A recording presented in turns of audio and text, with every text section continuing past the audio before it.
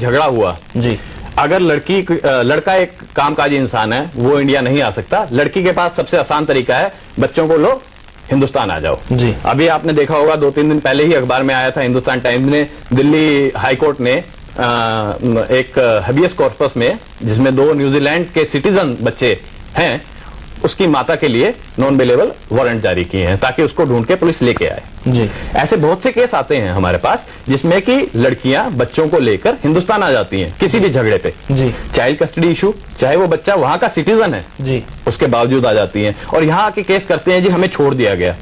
ऐसे भी केसेस होते हैं, लड़कियों को टिकट वापसी की रिटर्न टिकट लेके आती हैं, यहां आके वो टिकट कैंसिल कराती हैं और उसके बाद केस करते हैं कि हमें लेके नहीं जाते हैं।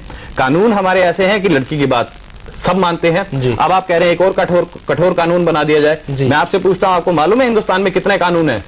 सेंट्रल एक्ट 2500 हैं जी, और स्टेट एक्ट अगर मिला ली जाए तो 25,000 से 30,000 एक्ट्स हैं जी। अगर ये 30,000 कानून ये 10,000 लोगों की मदद नहीं कर पाए हैं तो क्या एक नया कानून की मदद कर देगा?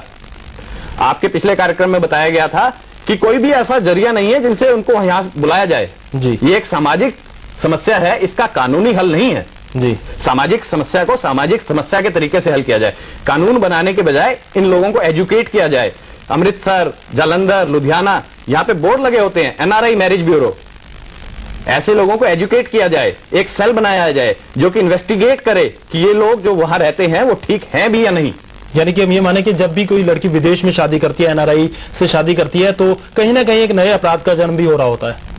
बिल्कुल, और इसमें एक सीधा सच्चा इंसान जिसके ऊपर ये डोवरी का चार्ज लगा दिया गया है वो दोषी बनता है। मेरे को बताइए कितने एनआरआई लोग ऐसे हैं जो वहां रह सकते हैं, जो कभी ना आए, जिसके माँ बाप बहनें यहां पे हैं, भाई यहां पे हैं, जो कैद हो गए हैं, क्या वो उनको छोड़ के चला जाएगा?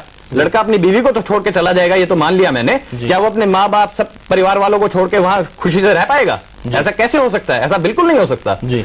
कोई भी एनआरआई है उसको किसी ना किसी दिन इंडिया आना ही है और उसको फेस करना ही है जी। हाँ, लोग क्यों नहीं आते हैं उसकी वजह यह है, जिस समय वो यहां आएंगे उनका पासपोर्ट इंपाउंड हो जाएगा। जैसे ही उसका पासपोर्ट इंपाउंड हुआ उसकी रोजी रोटी छिन गई जी। अगर उसकी रोजी रोटी छिन गई तो वो ये सोचता है कि पहले मैं कोई और तरीका निकालूं जिससे मेरी रोजी रोटी ना छिने जी। इसलिए कुछ लोग डिले जरूर करते हैं, कुछ और जरिए हैं, क्यों नहीं है जरिए? आरसीएन आ सकता है, रेड कॉर्नर नोटिस जारी करवाइए अगर कोई वाकई क्रिमिनल है तो जी। क्या हमारे इंटरनेशनल कानून में इस तरह के तरीके नहीं है जी? लेकिन जहां तक परेशानी की बात अगर हम करें कि एक लड़की और उसके परिवार वाले यहां पर हैं, मान लीजिए लड़का धोखेबाज है, ऐसे में कोई कानून ऐसा है ही नहीं। आप रेड कॉर्नर नोटिस की बात तो कर रहे हैं, बड़े बड़े अपराधियों की ये नोटिस जारी नहीं होता, तो क्या एक आम इंसान के लिए सरकार नोटिस जारी कर देगी?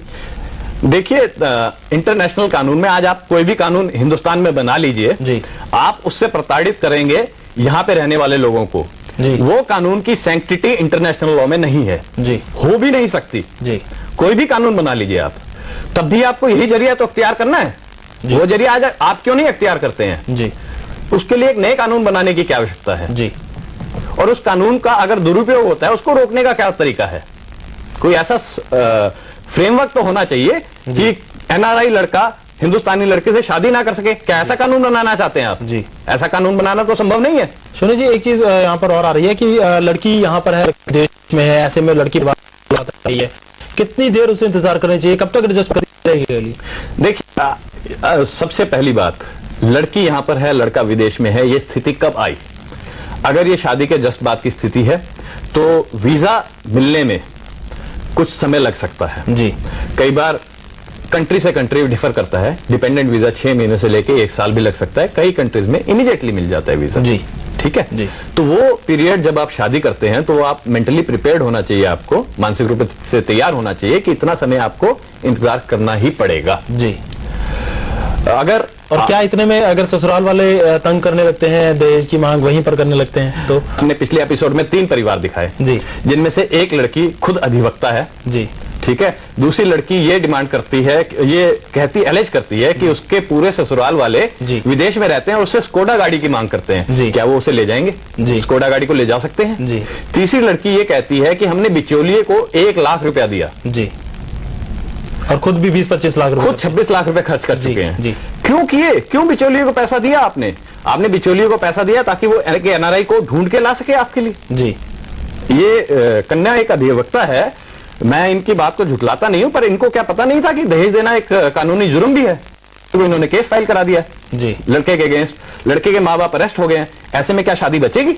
लेकिन क्या नहीं बचेगी। अगर लड़के ने वहां शादी की हुई है, उसका रिकॉर्ड जो पता लगा, तो अभी तक तो ऐसा कोई केस आपके पिछले कार्यक्रम में नहीं आया। अगर ऐसा कोई केस है तो मैं ये मानता हूं कि लड़के को भीषण से भीषण सजा देनी चाहिए। अमेरिका की वेबसाइट पे साफ लिखा है कि हिंदुस्तान जाने में ये परेशानियां हैं जी। इस तरह के कानूनों में आप फंस सकते हैं जी। ये अमेरिका ने गाइडलाइंस जारी की हुई है अपने सिटीजन्स के लिए। जी। आप बताइए हिंदुस्तान की छवि का वहां क्या होगा? जी मीनू जी, आपसे जानना चाहूंगा, जिंदगी के सपने पूरे नहीं होते लड़की के। आप मानती हैं कि विदेशी पति के साथ मतभेद होने के बाद बदला लेने के लिए लड़कियां इस तरह की केस, जैसा कि बता रहे हैं, दर्ज करवा देती हैं?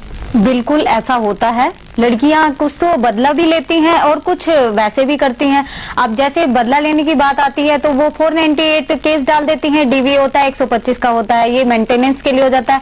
खर्चा लेती तो हैं, लेकिन ये बात मैं सोनी जी की बात से बिल्कुल सहमत हूँ। कुछ लड़कियां तो अब आपने देखा ही होगा कि वो उनके नंदों के नाम और उनके जीजाओं के नाम और उनके मतलब जितने भी रिश्तेदार हैं सब के मतलब कि वो नाम दर्ज करवा देती हैं, जिससे कि लड़के की शांति तो पूरी भंग होती है और माता पिताओं की भी चली जाती है। तो फिलहाल एनआरआई दूल्हे और देसी दुल्हन की ये जो दास्तान है, इसमें इतना ही। आप दोनों गेस्ट हमारे बीच में आए, अपना महत्वपूर्ण समय दिया, इसके लिए आपका बहुत बहुत धन्यवाद। धन्यवाद। तो जिंदगी में बने रहे कायदे, इसलिए जरूरी है कानून। सहज, सरल और जागरूक जिंदगी के लिए आप देखते रहिए कार्यक्रम कायदा कानून। अगर आप कोई भी सलाह सवाल हम तक पहुंचाना चाहते हैं तो आप हमें ईमेल कर सकते हैं। हमें मेल करने के लिए हमारा ईमेल आईडी है kanun@p7news.com। इसके अलावा आप हमें एसएमएस भी कर सकते हैं। हमें एसएमएस करने के लिए अपने मैसेज बॉक्स में जाइए, लिखिए क्यों, इसके बाद आप अपनी राय, अपना सवाल, जो भी कुछ लिखना चाहें, अपना नाम और अपने शहर नाम के साथ हमें लिख भेजिए